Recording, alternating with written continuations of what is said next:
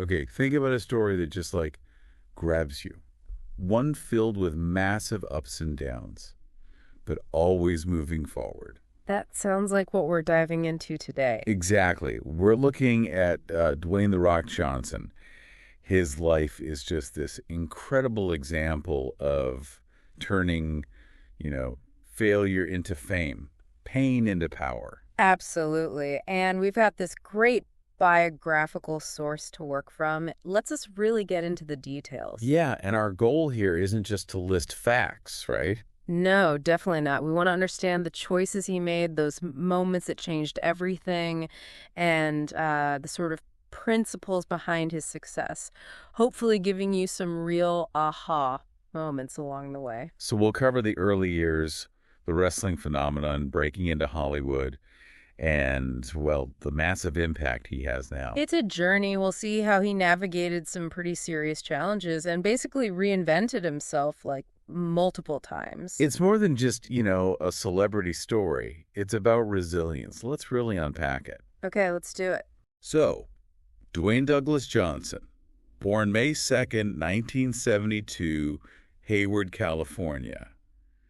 And right away, that wrestling connection is, well, it's impossible to ignore. It really is. It's in his blood, practically. His dad, Rocky Johnson, a wrestling pioneer, one of the first black champions. That's huge. And his mom's side, too, right? Yeah, Ada Johnson. Her father was Peter Mavia, a Samoan wrestling legend. So you've got this incredible lineage on both sides. He grew up surrounded by it.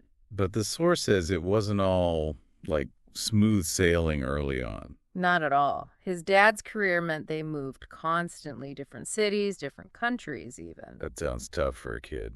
Always the new guy. Definitely disruptive.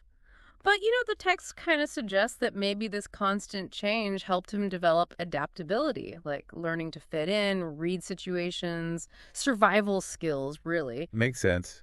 But there were real struggles, too. Financial ones. Oh, yeah. The big one the biography highlights is when they got evicted in Hawaii. He was only 14. Wow, 14. Coming home to find an eviction notice on the door. That's rough. Yeah, the text really paints that as a major, major moment, a harsh dose of reality about insecurity. And apparently he made a vow then, didn't he? Mm-hmm. That it would never happen again. It became this, core motivator, a deep-seated drive. But it wasn't just money trouble. His teen years were a bit rocky, too. Yeah, sounds like it.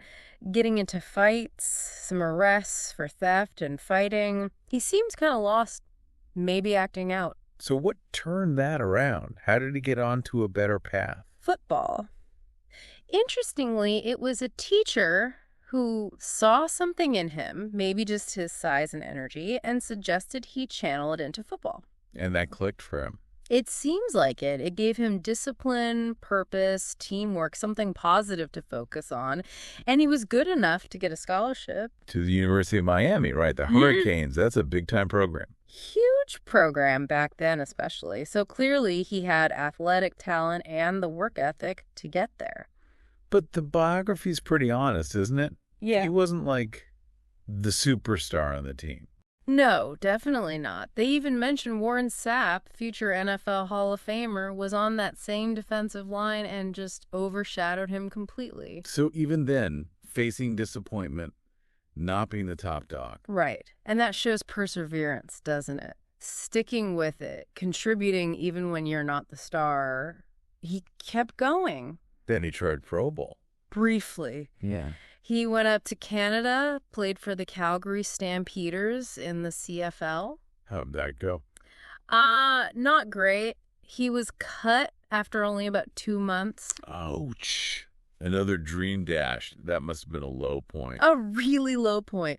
The biography describes him flying back to the U.S. completely broke. Is that the famous $7 moment? That's the one. Literally all the money he had in his pocket was $7. He felt like a complete failure, rock bottom. Wow.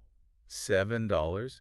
It's Yeah. such a specific, potent image. It really is, but that feeling, that desperation, it lit a fire. He decided he had to succeed, had to take control. And that's when he turned back to the family business. Exactly. Wrestling. It made sense, given his background. He knew the world, he had the genetics, the look. Even though his football dream died, maybe this was the path he was meant for all along. Perhaps.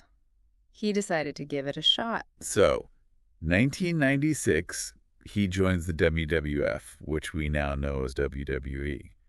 But it wasn't instant success, was it?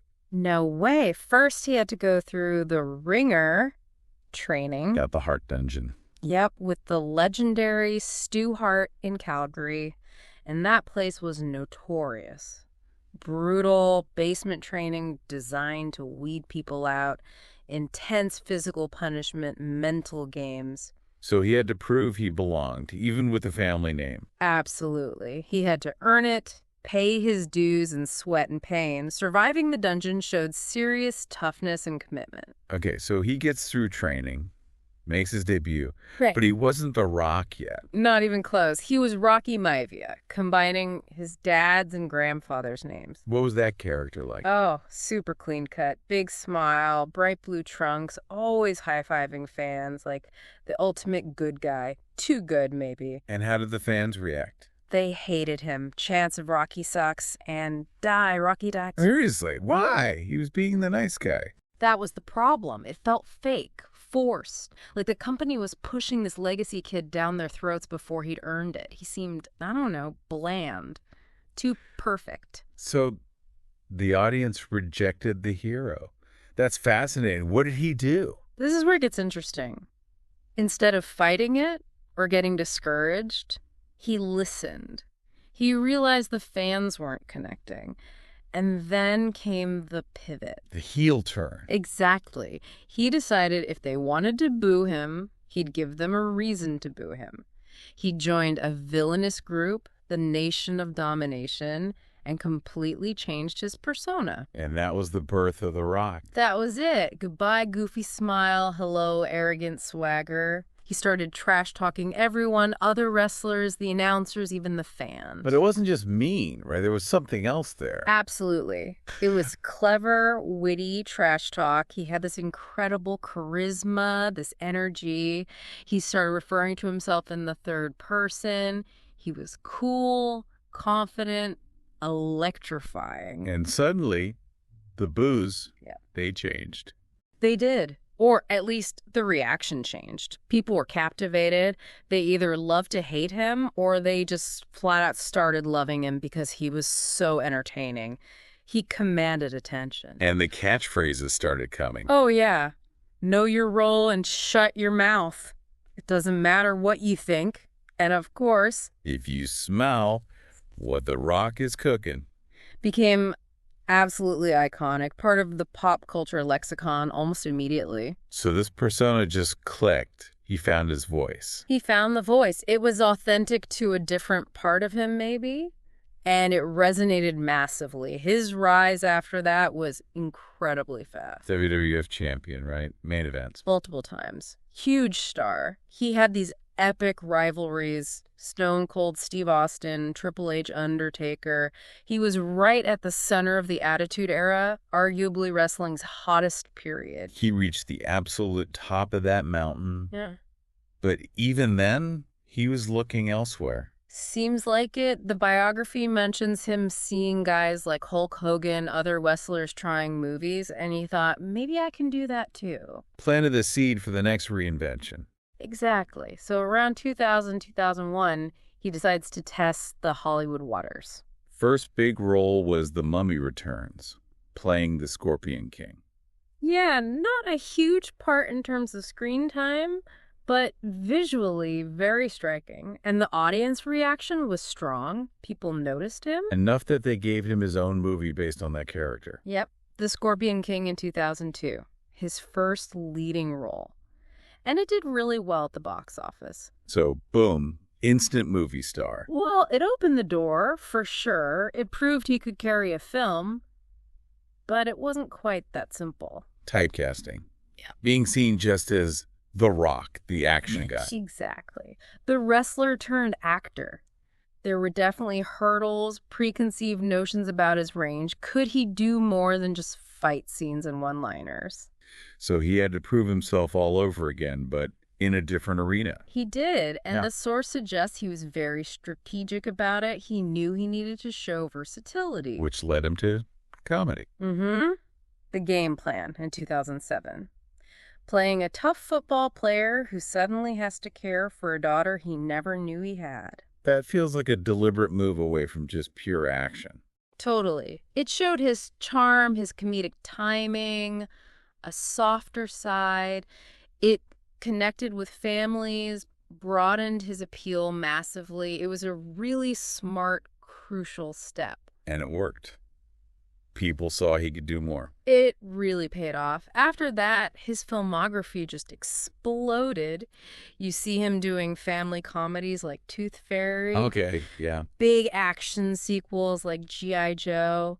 Retaliation, adventure films like Journey 2, joining the Fast and Furious franchise. That franchise really took off when he joined, didn't it? Huge boost. He became this reliable box office draw, consistently one of the highest paid actors in the world, according to Forbes. But even with all that Hollywood success, he didn't completely leave wrestling behind. No, which is fascinating. He kept making appearances in WWE, not full-time, obviously, but coming back for big matches, big moments. And the fans went nuts every time. Right? Absolutely insane reactions. It showed he respected where he came from, respected the fans who supported him early on. He managed to bridge those two worlds. Which is pretty unique. Then he started moving behind the camera, too. Yeah, another big step. In 2012, he co-founds $7 Productions with his former wife and business partner, Danny Garcia. $7 Productions. That name goes right back to that moment, doesn't it? Directly. It's that constant reminder of hitting rock bottom and the drive that came from it. It's baked into his company's DNA. And they started producing his movies, TV shows? A lot of them, yeah.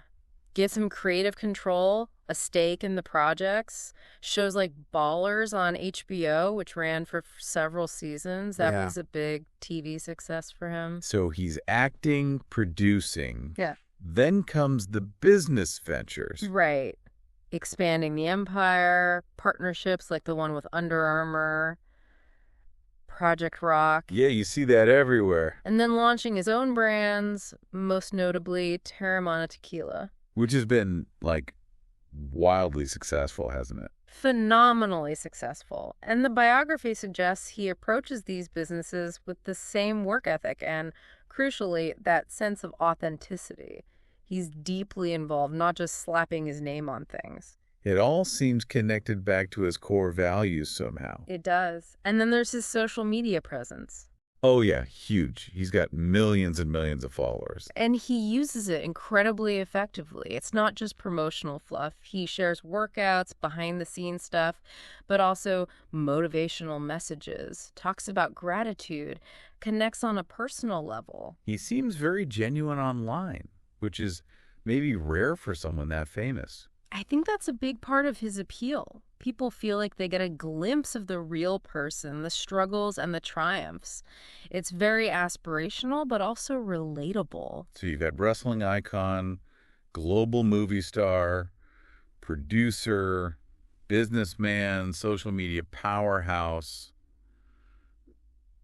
It's an incredible arc. Truly remarkable. When you step back and look at the whole picture, it's just, wow. So thinking about his legacy, what really stands out beyond just the fame and money? What's the deeper impact? I think the core message, the one the biography really hammers home, is perseverance. Just relentless perseverance. Never giving up. Going back to the eviction, the football dream dying, the initial wrestling rejection. Exactly. He faced significant failure multiple times, but refused to let it define him. He used it as fuel. That's a powerful lesson. And the authenticity we mentioned, being himself, flaws and all, seems key.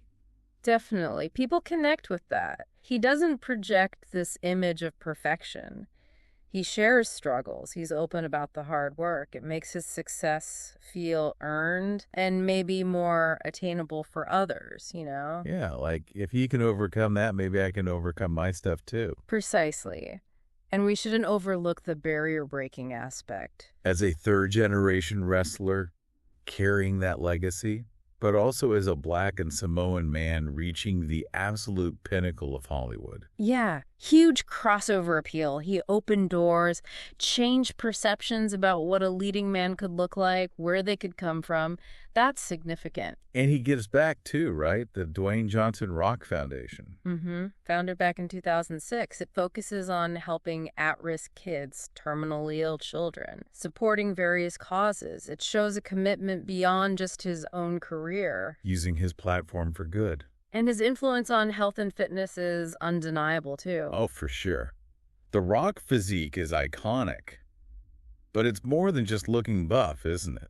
It is. He shares his routines, his discipline, his mindset. It's about strength, yes, but also about the dedication required. He motivates a lot of people to get healthier, push themselves. And he talks a lot about family.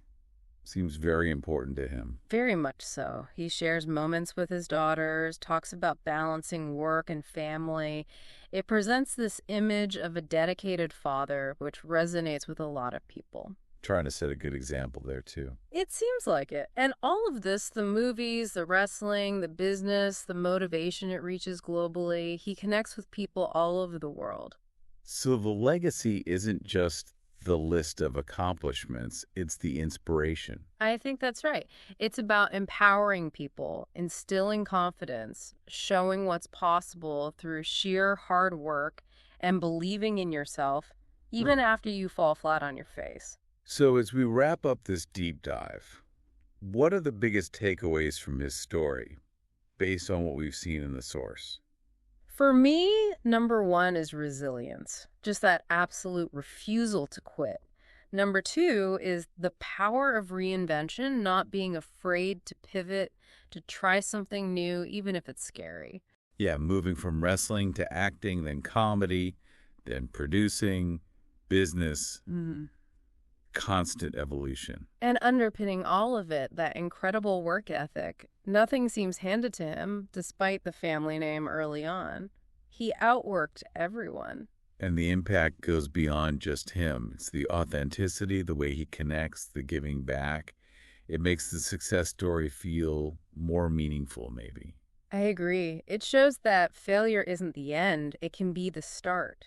It shows the value of adapting. And it shows that success comes with a chance, maybe even a responsibility, to lift others up. So the final thought for you listening, reflecting on Dwayne Johnson's journey, think about that resilience, that willingness to change course, that relentless effort. And it really drives home that potential we all have, doesn't it? To face challenges, maybe break some barriers in our own lives and achieve things through hard work and just believing it's possible. It's a powerful reminder, isn't it, that maybe, just maybe, with the right mindset, like The Rock shows us, pretty much anything is achievable.